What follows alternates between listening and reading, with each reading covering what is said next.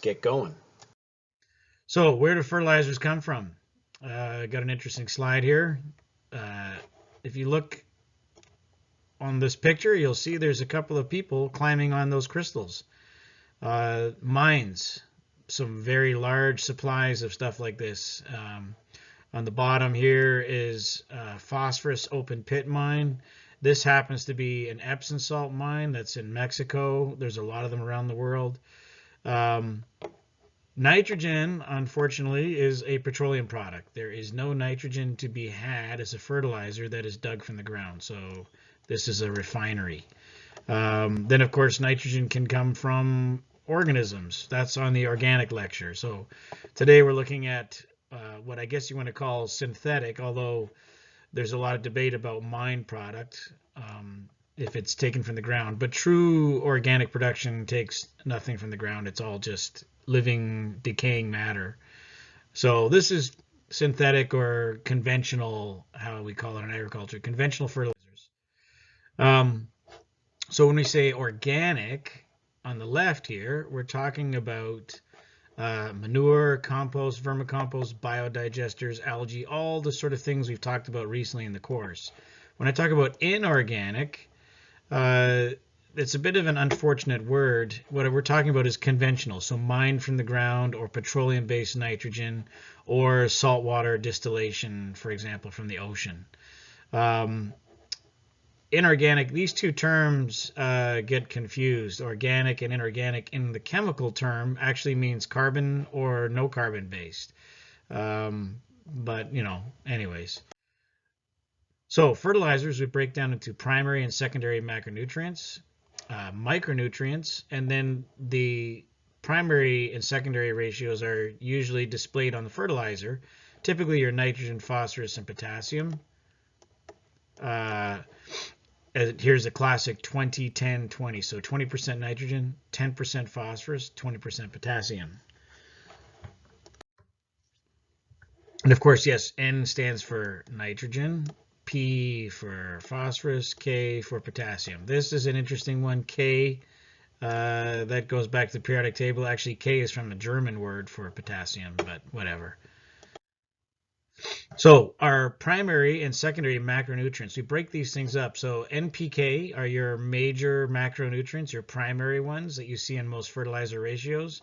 And then sometimes you'll see other numbers like calcium, magnesium, maybe not often sulfur, listed on the bag.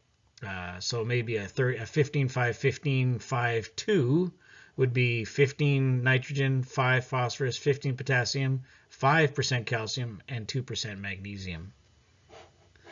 A lot of fertilizers don't actually include significant amounts of these nutrients, so some specialized mixes will have those 5 numbers and you know for sure you have them. Micronutrients are all the trace minerals that plants need. Boron, iron, copper, manganese, molybdenum, zinc, chloride. There's actually a few more along here, but these are the major ones. If you take a look at your cereal box, you'll see that a lot of these things are in your cereal box. These are vitamins that we as humans need as well, and we get from our diet of eating plants, which ironically are responsible for mobilizing them from the ground up into their tissues so that we can eat them. So, fertilizers in general, let's talk about whether we're growing in soil or soilless. Okay, so soil we've talked about right from the beginning of the course. Rock and organic based, natural soils that form on the planet, where soilless media is where we take things like coconut coir or peat moss and we repurpose it for growing plants. Now typically soil in its earthly sense has fairly decent cation exchange capacity and has a lot of micronutrients present, whereas soilless media has no micronutrients present. That's a critical thing to understand. So all those trace minerals we talked about, like iron and molybdenum and boron, those are not present in soilless media. Then it depends on the stage of the plant you're growing, right? So is it juvenile or reproductive? So is it newly growing leaves, branches, or is it setting buds? Typically, plants that are bulking need more nitrogen, and plants that are reproductive have less of a nitrogen need, and proportionally that means that it looks like they need more potassium. Talking about soilless media, here's an interesting fertilizer. You'll notice it says peat light. So in the previous slide, I talked about how there's soil and soilless media. Fertilizer for soilless media often is called peat light because it has an extra charge of micronutrients. All right, so if you went and just bought straight 20-10-20 and you didn't get the peat light and you're growing in peat moss, there's a good chance your crop could begin to show micronutrient deficiencies. So that's something to keep in mind. Fertilizer recipes, right? A lot of them are typically just salts that you add to water. There's lots of different ratios. I'm going to go through a few examples, and sometimes this gets confusing because there are so many choices, but this might make sense. I've tried to pick a few ones. So for example, if you're growing young plants, or plugs as we call them, if you look, there's very little phosphorus in the recipe, only 2%, and reasonably balanced nitrogen and potassium. One of the reasons we do that is because, as this picture demonstrates with some vinca, as you reduce or lower the phosphorus content, the plants become shorter. And when we're growing young plants for transplanting commercially, we want them to stay short and compact. Often that makes it easier for staff or machines to transplant. So typically in plug production, we lower the phosphorus content. Here's a high phosphorus content. This is where things get really interesting. High phosphorus fertilizers are really only applicable to soil, growing outdoors. A lot of times people get confused and they start using this kind of thing in a greenhouse context. It doesn't make sense. It's really entirely related to phosphorus being tied up in the soil and not as available, especially in the spring. So think of a farmer in the cool spring. They finally got their fields prepared and they want to put out their seedlings, and they are concerned that their seedlings will not get enough phosphorus because in cool conditions, plants are very ineffective at taking up phosphorus. So in cold weather, we've all seen symptoms of that. Plants become purple when they're cold, and that's often associated with phosphorus deficiency. So farmers will often use a high phosphorus fertilizer when they're growing in soil in cool conditions, like planting out in the spring. That makes up for the soil absorbing the phosphorus. So by oversupplying, we know for sure our plants will get enough. Then there's just generic balanced fertilizers where your nitrogen and potassium are balanced and you have a normal amount of phosphorus. This is for plants that are just busy growing and not really concerned with flowering or fruiting. So they have pretty uniform needs. So this would be kind of a growing on typical fertilizer, and we use a lot of this at the college for just growing our crops. Say, for example, you want to enhance fruiting or flowering. That's where potassium becomes important.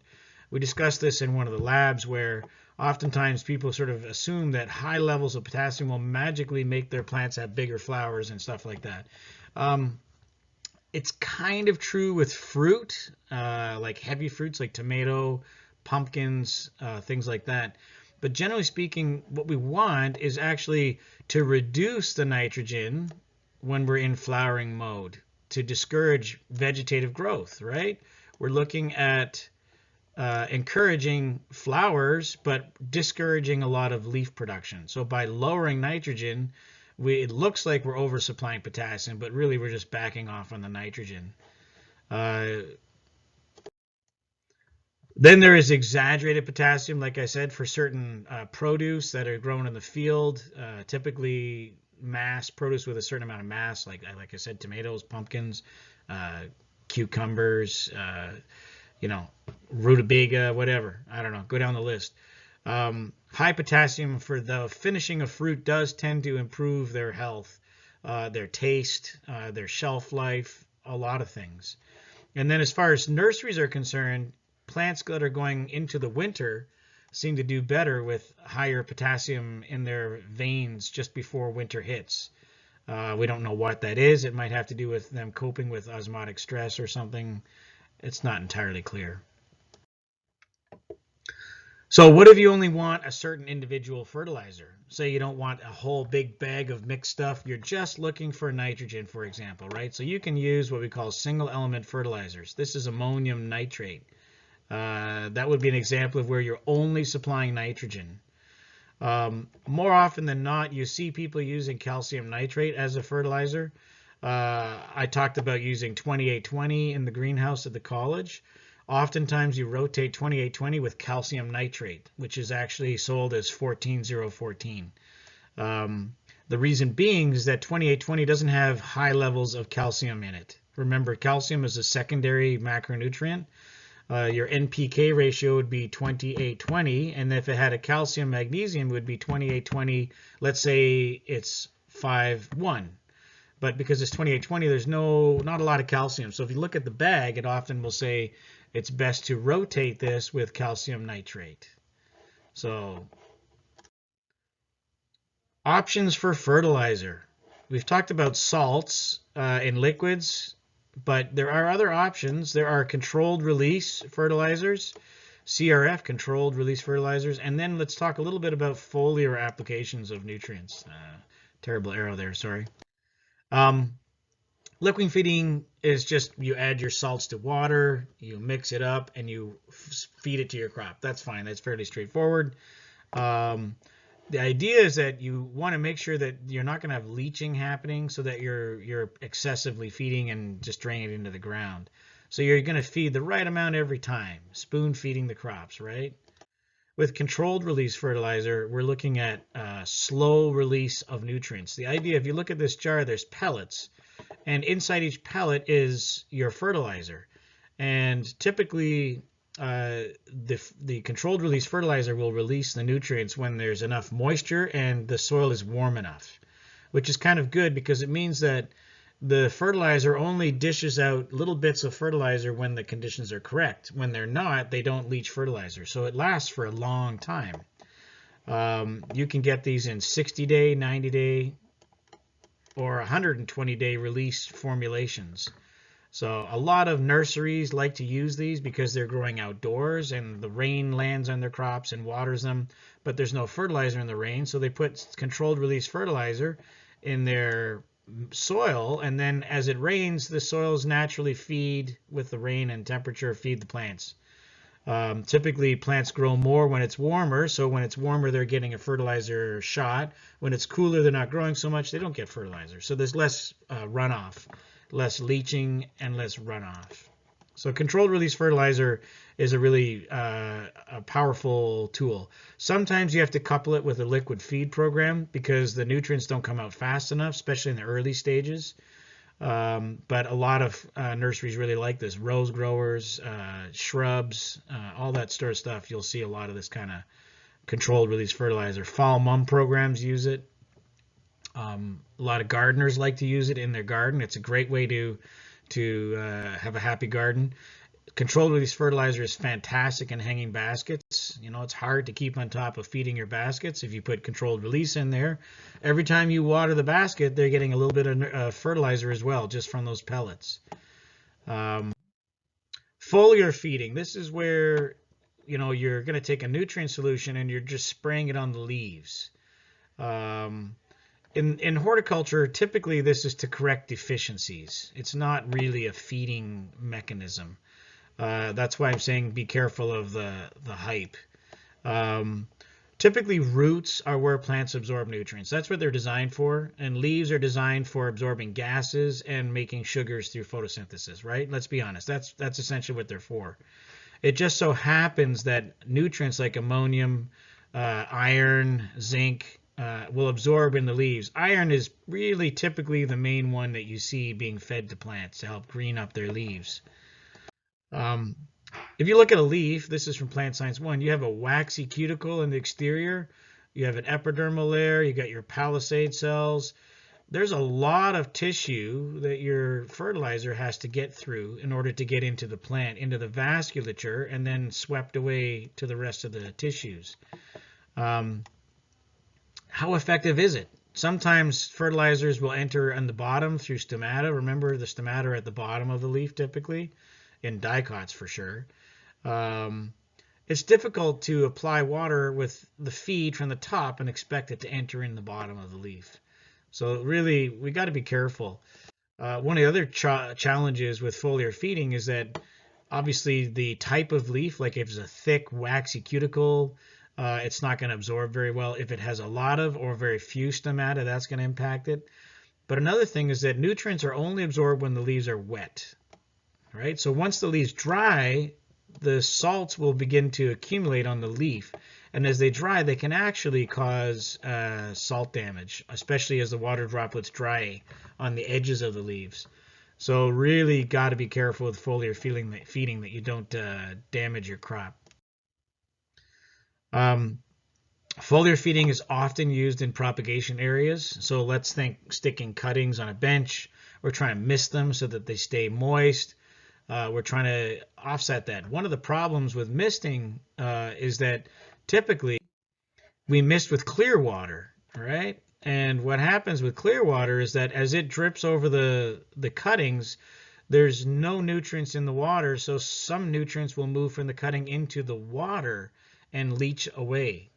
So by having some nutrients in the fertilizer, in the mist that's going over the cuttings, we can reduce the leaching from the leaves. So certain crops, this is important. Not all, but certain cuttings, it is important to make sure we're not removing nutrients with the misting. So we foliar feed in the mist. Not everyone wants to do it all the time, because if you have feed in your mist, you get green stuff growing everywhere in your greenhouse. You got to be very clean and keep on top of that. Immobile nutrients like calcium, it's difficult to say.